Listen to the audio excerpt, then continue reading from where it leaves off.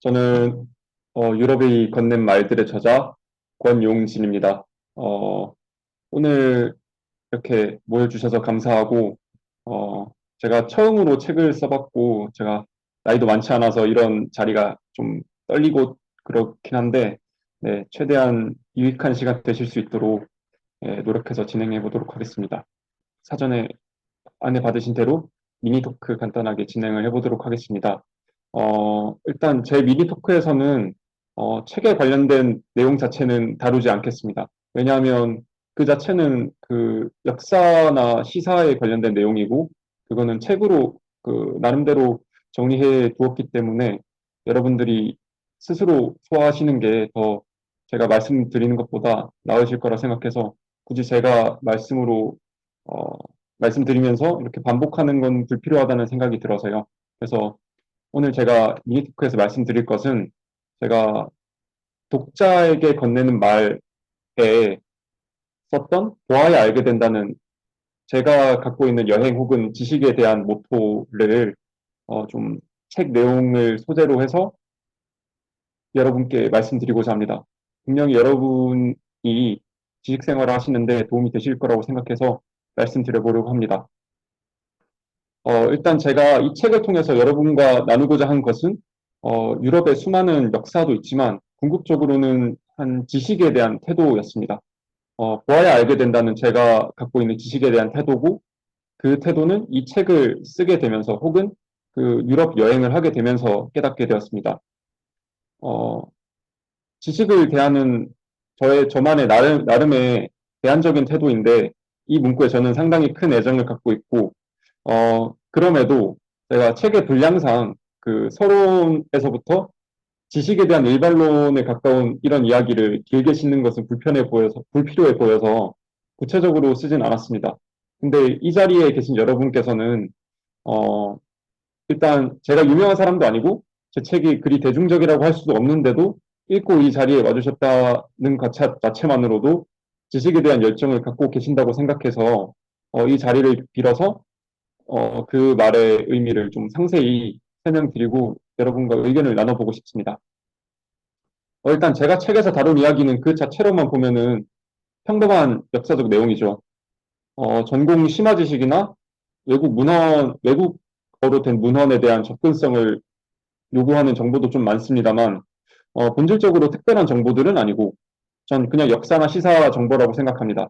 그래서 이론적으로 터득해서 이제 혼자 생각하기는 용이한 편이라고 생각하는데요.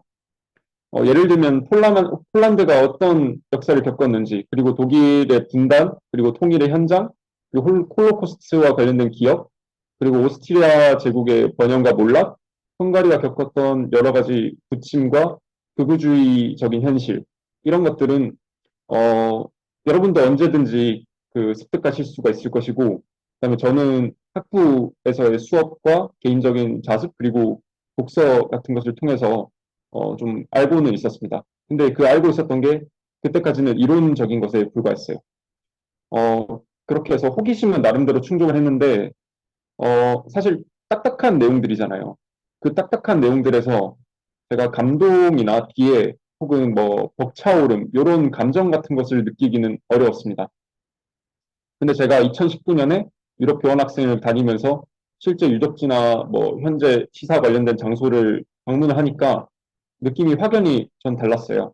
일단 책이나 강의를 통해서 제가 보았던 문물들이 완전히 좀 새롭게 보였는데 예를 들면 오래되었다고 제가 알고 있었는데 새 것처럼 지나치게 하였던 바르샤바의 수많은 건물들 그리고 드레스덴의 한 성당에 있는 외벽 곳곳에는 모자이크 같은 그을린 자국들이 있었고 네, 그것 자체도 좀 다르게 보였고 그다음에 독일 의회의사당에 좀 특이하게 설계된 채광시설 그리고 베를린 시내 바닥에 일자로 깔려있는 그 옛 베를린 장벽을 따라서 깔아둔 돌바닥 이런 것들이 도대체 왜 생겨나는지 제가 알고 있으니까 그 도시를 걸으면서 좀 새로운 기분이 들었습니다. 그리고 제가 알고 있던 지식 자체가 좀 실감나게 다가온 면이 있었어요. 그 외에도 제가 아름답기로 유명한 프라하 구시가지에서는 민중의 향기를 느꼈다고 하는 게 제일 적합한 것 같고, 그다음에 오스트리아 빈의 궁전이나 부다페스트 국회의사당은 그 아름다운 이면에 얽힌 약간 좀 슬프거나 씁쓸한 이야기들이 있었는데 그런 것들도 제가 떠올릴 수 있었습니다. 근데 여기까지는 제가 거기 가서 그냥 제가 원래 갖고 있던 지식을 다시 한번 느낀 거니까 제가 말씀드린 보아야 알게 된다와는 큰 관련이 없고 오히려 어, 좀 더 많이 유명한 아는 만큼 보인다 혹은 아는 것이 힘이다 같은 말과 가깝다고 생각하실 수 있을 것 같아요. 근데 제가 열거드린 이런 모습들에서 여러분이 어떤 점을 느끼셨을지는 모르겠어요. 근데 혹시 제가 몰입을 했다는 인상을 좀 받으셨나요? 감정적으로 좀 몰입을 했다는 인상을 받으셨는지 모르겠는데, 제가 유럽을 돌던 어느 순간에, 어, 이론적으로 제 이해를 심화시키는 게 원래 유럽에 교환학생을 갔던 목표였는데, 어느 순간에는 그 이해의 심화를 넘어서 제가 아예, 역사 인물들의 입하고 역사적인 인물들이 그 유명한 인물들이 아니더라도 그 당대 민중의 시각에 막 동화되고 있다는 자각이 좀 든 적이 많았습니다. 어, 마치 제가 그 시대에 살던 이름 없는 민중 혹은 어, 후대에 남기고자 글을 쓰고 있는 역사가가 된 것처럼 역사 속 사람들의 얼굴이 막 제 머릿속에 생생하게 떠올랐고 가끔은 과몰입을 해서 감정이 복받칠 때도 있었습니다. 근데 이영만리 유럽에 대한 지식이 그때부터는 저에게 단순히 그 이제 한국의 벤치마킹에서 어떻게 문제를 해결해야겠다. 혹은 내가 이 정도로 똑똑하니까 뭐 어쩌고저쩌고 이렇게 지적 유의를 버린다. 이런 수단이 아니라 그냥 이거 자체가 제 삶의 되게 큰 일부가 된 느낌이었습니다. 어, 제가 같이 살아가는 그 공동체 구성원들에 대한 이야기를 제가 알게 되었다는 그런 생각까지도 들었는데요. 제가 그렇게 몰입을 했던 순간에 보아야 알게 된다라는 말이 그러니까 아는 만큼 보인다 보다는 보아야 알게 된다는 말이 지식에 더 중요한 게 아닐까 하는 생각이 들었습니다. 이는 제가 그 오슈비행침 수용소, 그러니까 아우슈비츠 수용소 파트 막바지에서 언급한 내용이랑 맞닿아 있는 것 같은데요. 어, 우리가 아무리 열심히 공부를 해도 사실 현장에서 보고 듣지 않으면은 당대 사람들이나 아니면 뭐 지금 당장에 어떤 뭐 정치적인 활동을 하고 있는 그런 사람들의 입장에 몰입해서 상상을 하는 게 되게 어렵잖아요. 실제 현장에서 내가 그 책에서 그냥 그 사진으로 그 폰 화면 안에 들어오는 그런 걸만 보던 장소에 내가 직접 몇만 보씩 걸어 다니면서 그 두 발로 걷고 그 곳의 향기 같은 걸 느껴보지 않으면은 당사자들이 어떤 이 건물들을 보면서 혹은 뭐 그런 길을 걸으면서 어떤 생각을 했는지 그런 거 상상해 보기도 되게 어렵고 그렇게 되면은 결국에 그 사람들이 완전히 타자가 되니까 섣부르게 단정적인 의견을 내놓기도 일수가 되는 것 같아요. 근데 반면에 어느 정도 배경 지식을 갖춘 다음에 그런 역사 정치 현장을 방문을 하면은 좀 더 몰입해서 상상할 수 있게 되고 각 당사자의 입장을 좀 더 고르게 고민하면서 균형감 있는 의견을 갖출 수 있게 되는 것 같습니다. 예를 들면 제가 책에서 전 나름대로 그 제가 균형감이 있다고 스스로 평가한 부분이 그 홀로코스트 기억 관련된 부분인데요. 아우슈비츠 수용소에서 제가 목격했던 혹은 상상했던 유대인들이 겪은 고통은 정말 이거는 부정할 수 없는 사실이었습니다. 그 나치가 자료를 다 불살라 버렸다. 뭐 이런 사실 때문에 역사 수정주 입장에서는 홀로코스트는 조작되었다. 뭐 이런 의견까지 퍼뜨리기도 하는데 그런 자료 너머에 있는 진실이라는 게 그 현장에 저는 있었다고 생각을 해요. 그래서 그 아우슈비츠에서 유대인들이 겪었던 고통 자체를 폄하하는 거는 비합리에 가깝고 그다음에 또 유대인들이 돈도 많이 굴리고 그다음에 세계적으로 뭐 문화 권력도 예컨대 어 홀로코스트에서 유대인들 학살하는 그런 영화는 되게 많잖아요.